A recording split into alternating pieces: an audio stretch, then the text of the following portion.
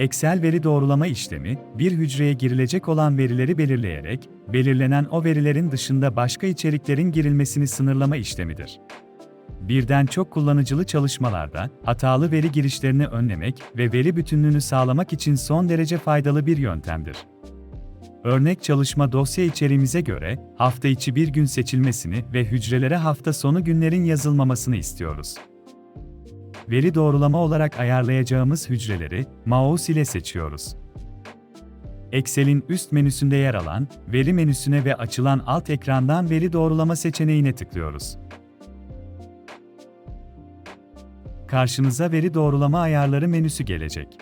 Doğrulama ölçütü altında yer alan, izin verilen sekmesinde liste bölümünü seçiyorum. Örneğin, belirlediğiniz tarihler arasında veri girilmesini isterseniz, tarih verisini seçebilir ve veri doğrulamayı yazdığınız kriterlere göre belirleyebilirsiniz. Ben liste seçip devam ediyorum.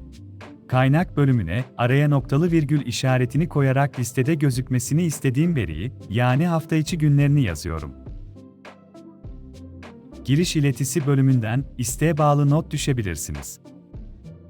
Örneğin seçilen hücre üzerine gelindiğinde yazdığınız notu gösterebilirsiniz.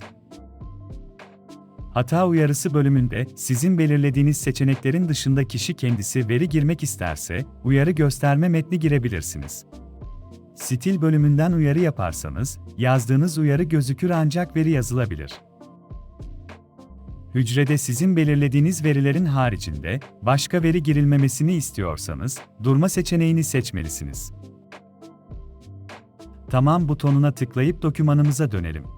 Gördüğünüz gibi açılır liste şeklinde kendi belirlediğim içerikler listelenmektedir.